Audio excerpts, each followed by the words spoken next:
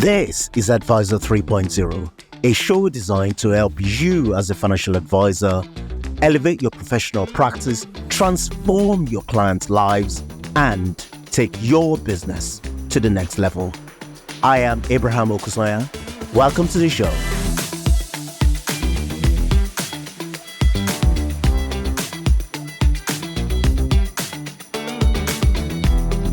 If you are like me, you are constantly looking for ways to get the best out of yourself. And if you're that kind of a person, which I guess you are, you're in for a treat. My guest today is a psychologist and is an expert in human optimization. So much so, he is indeed known as the motivational dude. I'm talking about none other than Ross Anderson. Ross, welcome to the show. Good morning. I'm happy to be here. Thank you for joining us on the show. Do you mind telling us a little bit about yourself, your journey, the journey you've been on, and how you became the motivational dude? I haven't heard that name for a while, by the way. I thought I'd outgrown that name a little, but I can speak to it. So I guess today, I'm known for specializing in that intersection between human flourishing and high performance. So you can get a high performer, but who's successful in the most obvious sense, achieving goals and whatnot, and financially doing well. But are they happy and fulfilled? You can push so far in one direction that sometimes something else is going to give, and oftentimes it's their health and their relationships. And then another end of the equation, you can have someone who is coasting through life and life feels fine and they feel okay and they feel somewhat happy. But if they're really honest with themselves, that they have these goals and dreams that die in the day, in the evening they think these thoughts and they have these goals and dreams that die in the day. And I guess they get analysis paralysis, caged by fear, doubt, delay.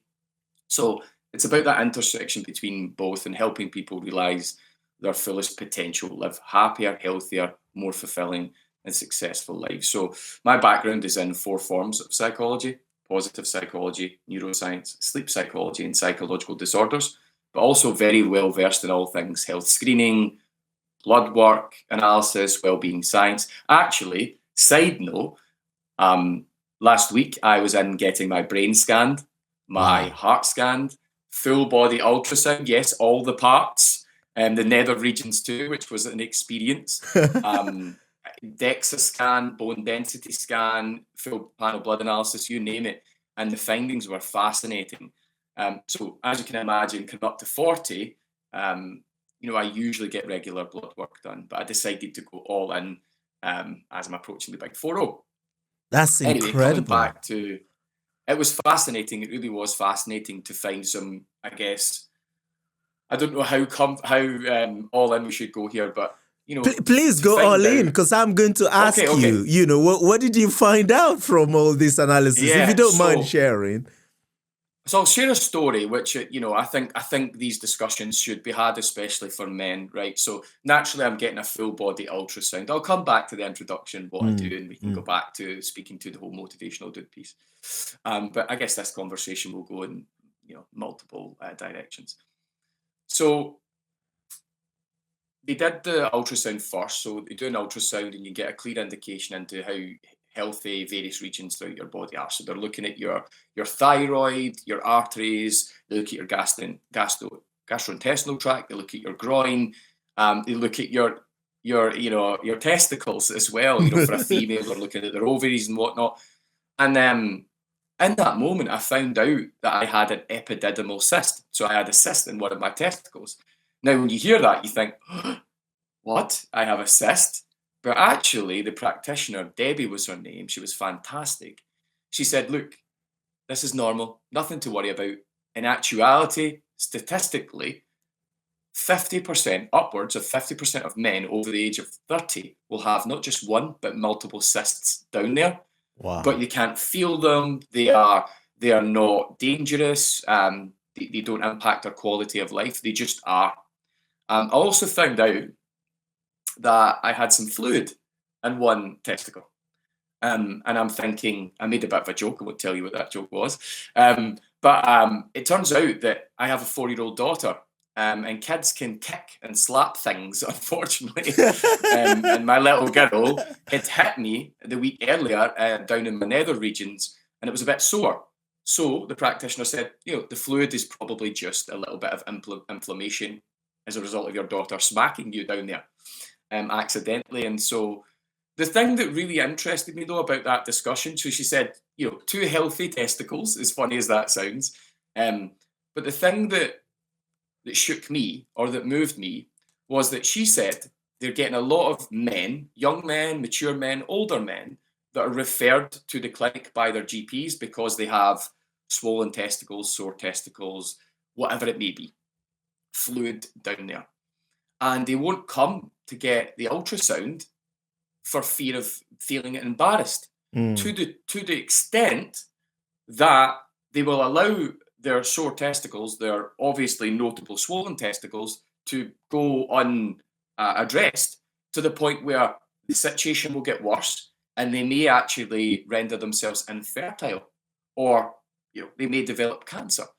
And that's a shame, because I think the body is a little bit overly sexualized, and we have to remember that, like, for example, Abraham, you and I, we're men. We both have, meat and two veg, if you want to call that. We both have, parts. Females have breasts, and there's a line, I don't know if you saw the movie The Kindergarten Cop with Arnold Schwarzenegger. And there's a line in it where the little girl walks up to him and says, "Girls have a penis and boys have a vagina." You can't say it more plainly than that. You can't say it more plainly than that. And sometimes I think, we all eat, we all defecate, we all sneeze, we all get belly pains, we all have flatulence now and again. It's so normal. And it's a shame that some of these young men and mature men are having issues with their testicles to the point where they develop cancer, or they're infertile, or they're not working. They can't have kids or whatnot, just because of some embarrassment. And my experience, now I don't embarrass that easily, but my experience was really smooth, really comfortable, really professional. And you don't have to show too much. And these practitioners are professionals. They see it time and time again.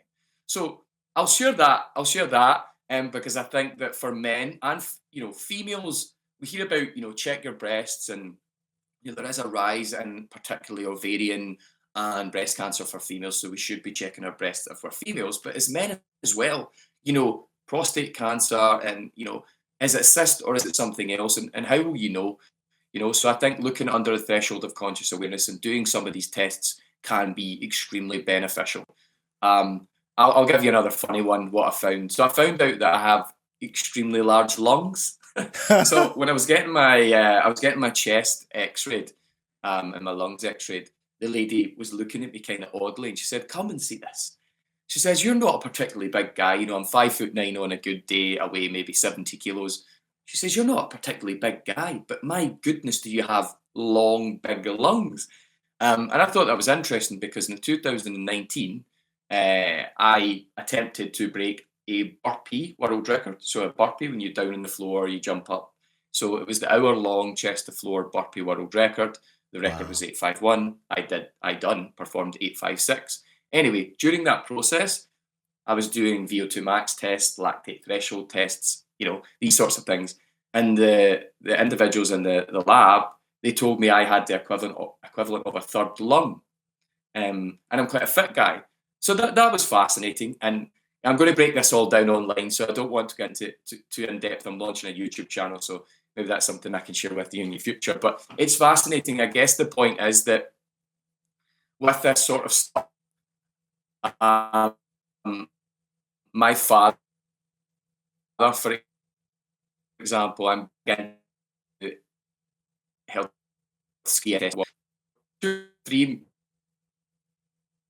these are like or better, like we don't have much of it. He fell type 2 coma when he was 28. And type 2 diabetes is predominantly lifestyle related, influenced. And he lost half his body weight. And now he's in his early 60s, and he's blind in one eye as a result of that, and very unhealthy. Now, later on in life, when I was immersing myself very much into wellbeing science, I decided to do a DNA test before it was popular. And I found out that I have various gene variants that put me at a high degree of risk Right.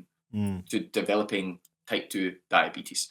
But the interesting thing is, now I know that I have this potentially genetic vulnerability, this weakness. I can mitigate that through intermittent fasting, periodic fasting, low carb diet, cyclical low carb diet, exercise, strength training.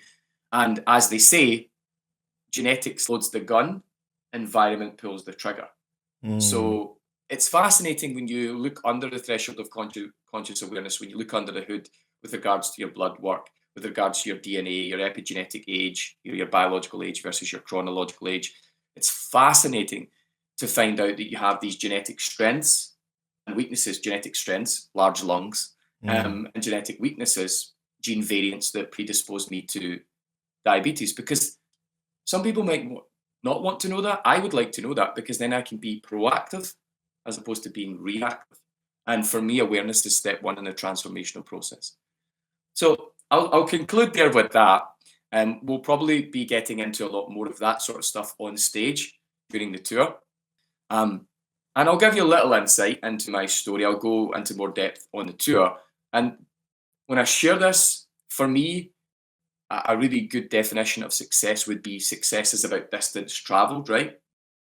How far you've come from where you started. And I'm no Elon Musk or Jeff Bezos, but I've certainly traveled quite the distance. And I'd like to share a bit about that journey right now. So I guess for me, it all started with a very unfortunate tale, whereby when I was younger, my mother and father separated. Dad was in and out of my life until I was 13, and then ultimately he rejected my sister and I. And that filled me with a lot of confusion, a lot of anger, a lot of rage. I had a lot of daddy issues as a result of this. And I acted up. I got into a lot of bother in school, in part as a result of that absence. And, I was, unruly behaviour, skipping school, so on and so forth, getting into fights and altercations. This hand here, I've 16 dislocations, 16 injuries, breaks, fractures, and dislocations. So this is my, hand that just does not work really. I've got OA in it, and I'm only 39. When I left school, I didn't really realise my academic or athletic potential. And I bounced around from unfulfilling job to unfulfilling job. And that's when my drug dealing and drug taking intensified. So, my uncle was the one who exposed me to drugs from a very young age. He was the first person to give me cannabis at the age of 11. And by 15, 16, I then tried every drug you can imagine. And so you're bouncing around from unfulfilling job to unfulfilling job. If you don't have a goal, your environment will dictate what that goal will be. And I ended up taking an overdose at 19. Now, it wasn't an intentional overdose. I wasn't trying to end my life. It was the result of living a very toxic life. I took a second then at 22. And then in between that, I faced a number of challenges. I was actually chatting to one of your team earlier about panic disorder. One of those challenges was panic disorder, where I felt as though I was dying of heart attacks multiple times over every single day. I was put on a plethora of medication for that. And then came a number of very painful autoimmune issues, and further to this, I lost friends to heroin, crime and suicide. And then at the age of 23, you'd think things couldn't get much worse. And my lawyer turns to me and says, "You're looking at 2 years in jail for this, and there isn't much I can do." So, of course, we'll get into the depths of this on stage, but fortunately for me, I did not go to jail. I was given a second chance, and that was a pivotal moment in my life. I decided to make a new pact with myself to move forward with a belief of better, to just learn as much as I possibly could about how to navigate this world as best I could. And that's when I thrust myself into, first I had to go back to college and then university. And I thrust myself into all things ancestral wisdom, philosophy of the mind, psychology, of course, all things human flourishing. I'm studying it academically, I'm living it experientially, and rapidly I begin to grow for the better. And curiously, I ponder, If this information can help me in such a profound way, then maybe it can help others too. And that's what I've been doing now for the last, I'm 40 next year, 15 years, complete dedication to that craft and dedication to my own betterment. And that's where the name, The Motivational Dude, came from. Because I've done a lot of, I guess, the infancy of, when I started to speak on stage very timidly, at first it wasn't really a business. I was really passionate about certain things that I had learned, certain experiences that I'd come through, and I wanted to share them, right? I live every day to be the me that I never had. So, people think that the problems of life are the problems. They're not. The problem is, it's that we don't have the tools to deal with these inevitable challenges when they arise. And so I had to go through a lot of unnecessary suffering to come to better myself, to become awakened, to learn, certain things that could put me on a positive path. I don't want people to have to experience as much unnecessary suffering as I did. A little suffering can be good as long as it's attached to a positive outcome. So, for example, if you go on a training course for a weekend, it might be tiresome. It might take up some of your time. You might be wrestling with some concepts, but it's all good. It's all needle moving. It's attached to a positive outcome, a hard workout, a tough time in the gym, a hard spin fit class or high rocks class or whatever it may be. That's all attached to a positive outcome. But for me, I went through a lot of unnecessary suffering because I didn't have awareness of relevant tools for me to move forward productively in a given path. So this is why I'm so passionate about what I do. And in the beginning of my journey, I was just on stage, speaking in schools, speaking to athletes, mental health charities. And of course, it grew arms and legs. And I won a lot of awards. So I was at the finals of the Pride of Britain, Princess Trust Pride of Britain Awards. I was a runner-up for some of my notable, societal impact, if you will. And that name just came about. I feel like I've outgrown it now, as I have two companies, Beyond Baseline, which is all about meeting people where they are at, physiologically and psychologically. Now Better Man, which does what it says in the tin. It's about helping men. So there you have it. Hopefully that was a long interlude, but hopefully that speaks to a little of why I was given that alias.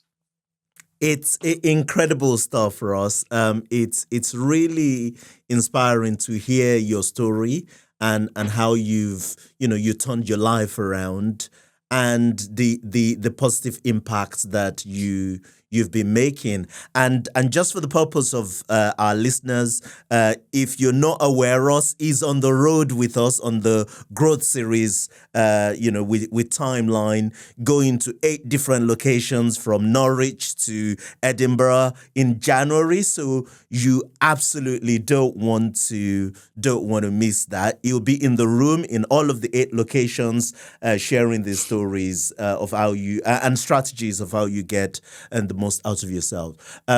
One thing that struck me, Ross, as you were talking about this, when I hear a registered psychologist and, an expert in human optimization, I was thinking this is going to be a lot about the mind, right? Our brain and how we think and our psychology, what drives our performance. But actually, and that is true. There is, a lot about the mind, but actually you started talking about awareness of the body. And I will be the first person to admit that, I don't really understand my body as well as I should. I don't have this kind of, scientific understanding of your body. What are you call it hereditary strengths and weaknesses. Can you break this down a little bit in terms of if you have to think about the building blocks of optimization and flourishing? What would you say those blocks are in terms of your body, your mind, your sleep? What are those building blocks? So the building blocks. So yes, granted. I would say I actually focus a lot on I'm known for the psychological stuff, but be equally well versed in the biological stuff and spiritual too. I think if you're looking to optimize a human being, if you're looking to, so I'll give you a bit of a framework, right? Every human being you know, love, and lead exists somewhere on an emotional landscape, 0, -10, 0, +10, and on a physiological plane, -10, 0, +10.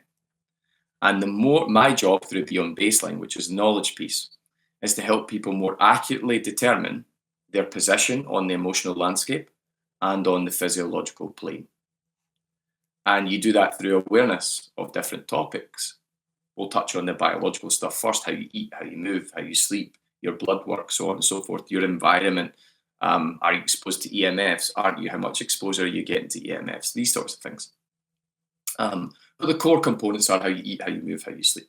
But the psychological piece is important, right? Because mind feeds body and body feeds mind. Both are weighted, both affect the human being, both help you move up the emotional landscape in the physiological plane. If you become more fit, physically fit, you become more mentally, cognitively alert, cognitively vigilant. Your executive functioning,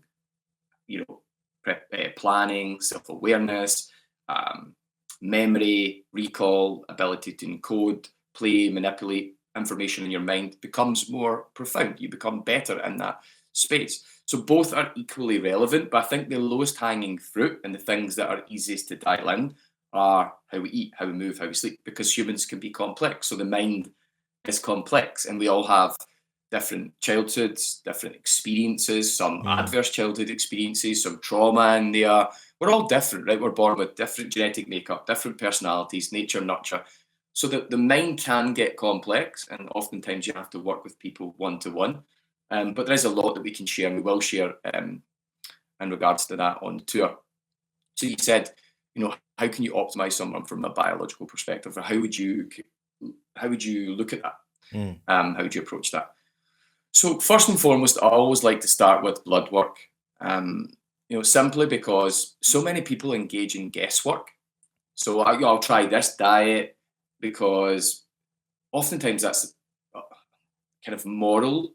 It's influenced there's moral motivations in that. So I'll try this diet because this person said it, or morally I feel aligned with that, or I just believe because of my culture or whatever. They're actually not looking at the data, and then they're not marrying up the data with actually how they subjectively feel, and they're allowing these other things to maybe override those things I mentioned. So, first and foremost, let's look under the hood of Abraham, right? So let's say I was talking to you, Abraham. Okay, let's do a full panel blood analysis. Now, if you go to a GP and you ask for full panel blood analysis, they'll probably laugh you out of the room unless you're really sick, right? I'm just being honest. You have to be sick first and foremost if you go to a standard GP, and that's unfortunate. If you're okay, if you're doing okay, if you think about the physiological plane, if you're a +3 or a +5, you're doing okay, but you want to optimize, you want to thicken your health armor, you want to be happier, healthier, more vibrant, you can't really go to a GP and say, I want a full panel blood analysis. You just can't. So that's why, and by the way, for me, I was really sick at one point in my life, and with autoimmune issues, as I mentioned, and blood work helped me take my health from bad to better to best. As an example, I'm seeing right now at about 40% of the people that I come into contact with regard to analysing their bloods, I see three things, this notable pattern. I see low vitamin D. I see, so by the way, when I'm saying these things, vitamin D is a biomarker. Biomarkers are little data points that give you an insight into your health status, right? And there are many. There are vitamin D, HbA1c, homocysteine, lipids, triglycerides, cholesterol, B12. These are all examples of biomarkers, little data points, data to dig into that tells you something about you, okay? So the pattern that I'm seeing in 40% of individuals that I'm analysing right now, across the board, athletes, managers, directors, general public, is low vitamin D, especially in the UK, high blood sugar, HbA1c, hemoglobin A1c, and elevated inflammatory markers, typically CRP and interleukin 6. And just on inflammation is correlated strongly with all-cause mortality. That means that as your inflammation increases systemically, so too does your chances of experiencing all causes of mortality, with the exception of accidental death, but specifically the 4 horsemen of disease: cancer, diabetes type 2, diabetes type 3, as it's now known, aka early cognitive decline, Alzheimer's, so on and so forth, and then also heart attacks and strokes. And you could also add autoimmune issues into the mix there. So again, to repeat, we're seeing this pattern in 40% of people that I'm analysing. Low vitamin D, they're not getting enough sunlight, or they're not on a supplement. Their blood sugar is elevated to maybe like pre-diabetic or pre-diabetic, and their inflammatory markers are elevated, C-reactive protein and interleukin 6. But first, before I say that you can easily manipulate those things, that pattern is a pattern that is also often associated with people who have low mood, or in fact, some sort of diagnosable depression, a psychological malady like depression. But these things are very easy to fix. They're very, very easy to manipulate in quite short periods of time. And that's why I always want to start with the bloods, right?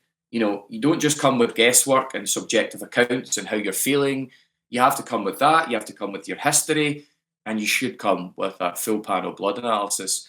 And if you went to a GP and you were lucky enough to get some blood work, you'll probably only get an isolated panel. They might only look at hormones, for example. They might only look at lipids. There are hundreds of biomarkers. And if you go for a full panel blood analysis, you'll get, on average, 120 to 160 biomarkers. You wouldn't get that going to a GP. Now, half of the value, yes, is in the interpretation. So it's all about knowing the individual too. But I think these things going forward in modernity will become very popular, because it's all about empowering people, right? And if we're just calling it as it is, Big Pharma do not empower people, right? They just don't. And my job is to give people the competence and confidence to play a more active role in their health, well-being, and their ability to flourish. And whether you want to be the best parent you can be, the best CEO, the best professional, the best entrepreneur, the best athlete, whatever, relationally, a strong biological base is the foundation for all success, right? If you want to see how tall a building will be and robust the building will be, first look at how deeply the foundations have been dug. So, I guess step number 1 in optimizing you, Abraham, if we were having a one-to-one, would be, I need to know what's going on under the threshold of conscious awareness, under your hood, in your body. And then we can start from there, because these things are black and white. It's very binary. It's inarguable. What can't speak can't lie. And then we can address those things, right? And in a very measurable manner. And sometimes it gets complex, but sometimes it's not. Sometimes it's an easy fix. And you can dial that in with supplementation. You can dial that in with movement, not just exercise, but mobility, steps, stretching, optimal sleep. 50% of people today have trouble getting to sleep or staying asleep. And the average person has gone from sleeping 8.5 hours to the new average of 6.2. Round those numbers off, you're looking at, we used to sleep 9 hours, closer to 9, and we're now sleeping closer to 6. And what we know about sleep is that, again, I've studied it for 15 years, when our sleep drops below the minimum required threshold of 7 hours, durationally, there is a conversation of quality. When our sleep drops below that minimum requirement of 7 hours durationally, that's when we start to see the negative adverse effects of sleep kick in psychologically, immunologically, physiologically, cellularly. You might not be aware of it, but under the hood, certainly things are starting to pop off, negative things. And then your diet too. And there are other environmental elements with regards to biological optimization, especially in modernity. If you look at EMFs, right? So we're utilizing technology right now in a very favorable manner, right? So great, big thumbs up.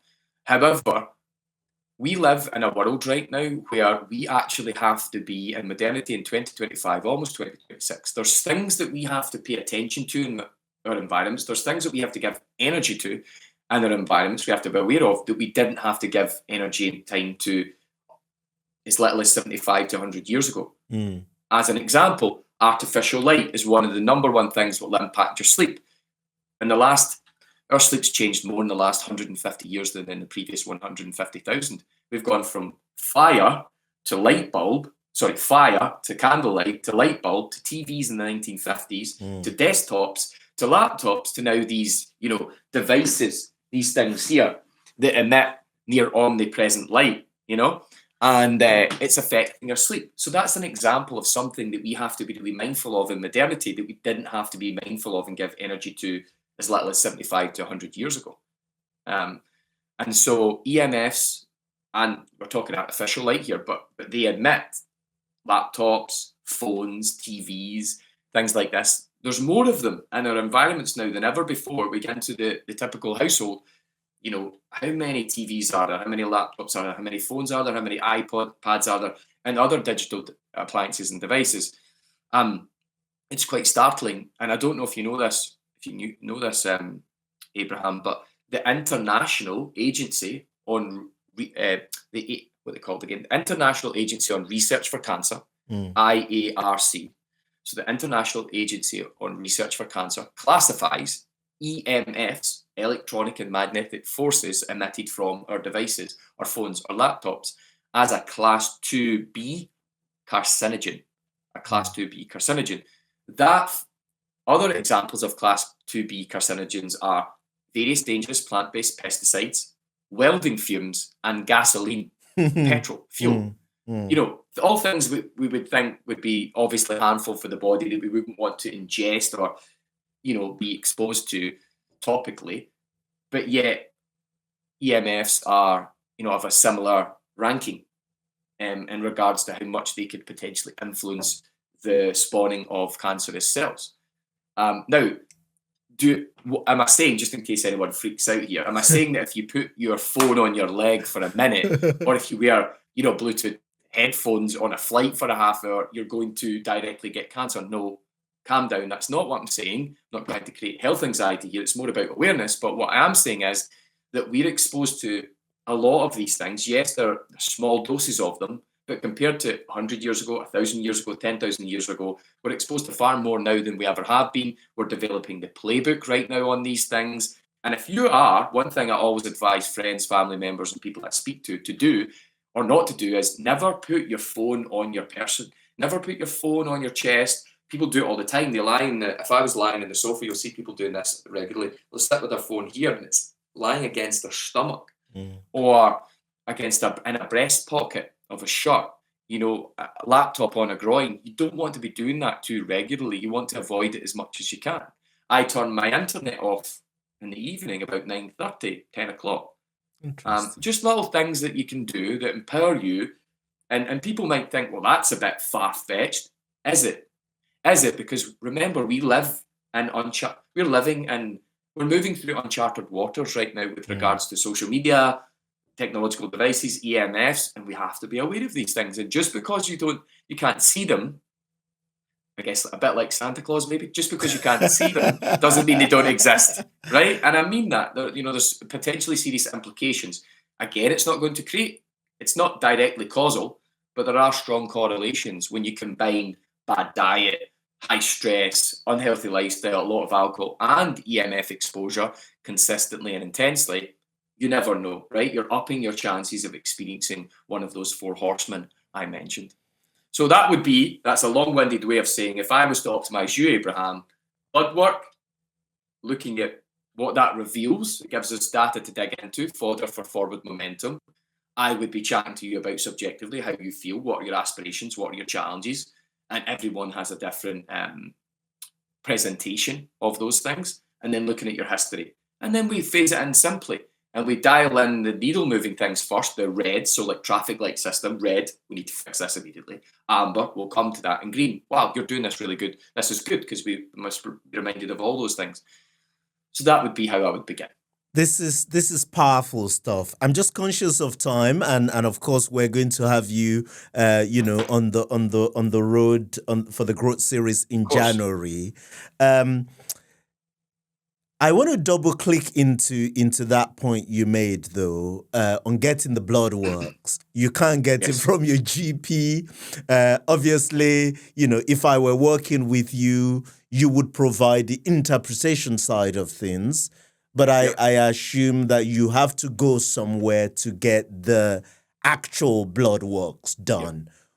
Where do you recommend that people get this, as far Yep. as the test?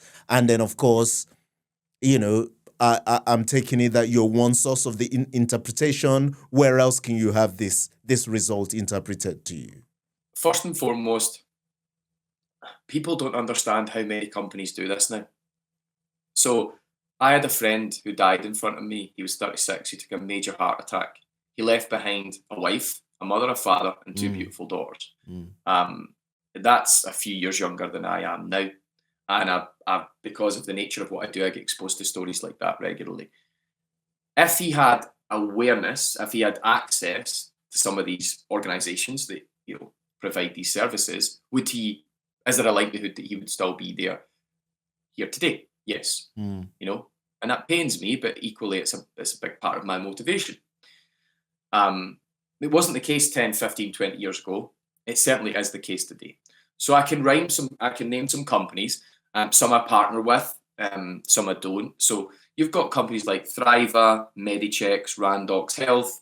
There are local establishments and private clinics popping up all over the UK, different services, different costs, so on and so forth.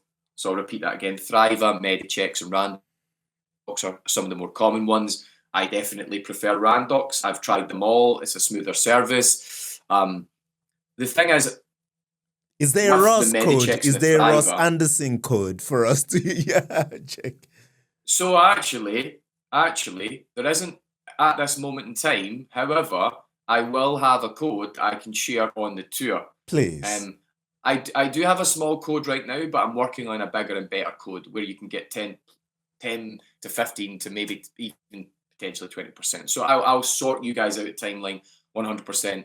I'm working on that right now. Believe me, that's actually a communication I'm having with their sales director with Randox. Now, I'm working with Randox because I've had great experiences with them. I'm also working with a local clinic in my area because they provide brain scans, ultrasounds, day surgeries, all these sorts of things. They're called Lanarkshire Health Clinic. And people are coming from down south all the way up to Scotland to experience their services because they're very competitive with their prices. So if you go to London and you get that package that I got recently, where you get your brain scan, heart, lung scan, chest x-ray, ultrasound, blood work, DEXA scan, bone density, in London, you're at least looking at 10, 12, 15,000 pounds. Come to Scotland, you're getting that for half price or more than half price. So people are traveling from down south, from Europe to this establishment to experience these benefits. And I certainly have discounts for them too. So we can hook you up. Now, Medichecks and Thriva, I've been immersed in this world for a while. For years now, I've been doing my blood work probably for 8 years. And it was always irritating that. So if you use the telehealth sales companies, if you want to call them that, they send you out a pack. You basically have to get your thumb or finger warm, right, to bring blood to that region. So you have to get a basin. You have to put warm water in the basin, put your hand in it, almost milk your thumb or a finger to get blood to that area. You prick it, and then you fill up these little tinctures, these little jars, if you will. Yeah. Oftentimes, there's not enough blood in there. They coagulate too quick. They have to come, there's a postal issue. So I always found that problematic, and the results weren't always accurate and whatnot. So you're always better to go and get a proper blood draw from a phlebotomist, and Randox provide that. So there's multiple locations geographically spread throughout the entirety of the UK. I think potentially even in Europe, but you're talking several in London alone, and they're all over Manchester, Glasgow, Edinburgh, Leeds, so on and so forth. You go in there, and they offer 2 tests. So they give you your baseline and a follow-up, because that makes sense, because you want to see what results you have realized. You get your baseline, you get the interpretation, you get a plan, and you work toward that plan, looking to see what results you can realize, optimizing those markers. You'd asked about how would you go about that. So these services often provide more specialised, so better quality GPs that are not marred by time and an influx of people and can sit with you and will listen to you. So with Randox, for example, you get it's an optional 15-minute GP appointment, which you can extend. And with North Lanarkshire up in Scotland Private Health Clinic, you get a 30-minute GP appointment, which is compulsory, which I like the compulsory component of it. And they're more advanced, so they're more like an SP, a specialised practitioner, as opposed to GP, generalised practitioner. And there are other individuals that you can find that can interpret blood work, such as myself, but you could just have to look up, type in functional medicine practitioner, and you will find someone. What I will say, though, to anyone who's looking for someone to interpret their blood, look at who they are. Look at, you don't want I say this jokingly, but there's truth to it. You don't want the fat phlebotomist interpreting your blood work. You get that a lot, believe me. You get people who are interpreting blood work and they're giving information out. They don't have enough knowledge and they're very unhealthy and overweight themselves, and they don't really understand health optimization or well-being science, so they therefore can't give you an effective solution. I'm just calling it what it is. You want to get your advice from someone who's walking the walk and is fairly optimal or optimal themselves. So hopefully that answers your question there. No, fascinating stuff, Ross. Thank you very much. I am so looking forward to, seeing you in real life in January. And and I think the takeaway for me, like, if you do nothing, especially as you approach the new year, it's go and get your blood works done and start, and, come to the growth series, of course. Just finally, where can we find more about you, your business? Get in touch with you, and we'll say goodbye to our audience. So, just before we go, first, I want to commend you all for listening, because a lot of people don't engage in growth. They don't engage in self-improvement. They remain stagnant. And I think that's probably because of the people that they spend most of their time with. This is personal development 101. You become a product of the people you spend most time with, and the quality of the conversations you have influence the trajectory of your life. So if you're here, if you're sitting and you've listened this long, kudos to you. Well done. I absolutely salute you, because I respect that. Where can you find me? You can find me on LinkedIn, the man in the cap, as always, although I have a bonnet on. I promise you, I'm not baldy. People think I'm baldy, that's why I wear a cap. There's nothing wrong with being baldy, Abraham. But I am going a bit thin, but it's not why I'm wearing a cap. It's just become a bit of a brand thing. But you can find me on LinkedIn, Ross Anderson, man in the cap. You can also find me on Instagram, where I put out a lot of content. And it's Ross Anderson Official, I think. Ross Anderson Official, or I think maybe just Ross Anderson Official.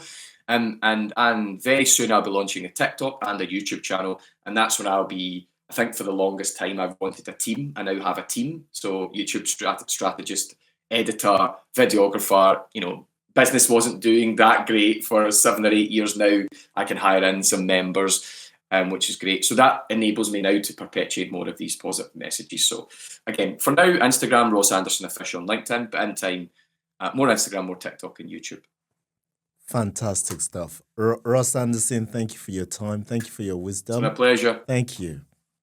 I will speak to you soon. Speak to you soon.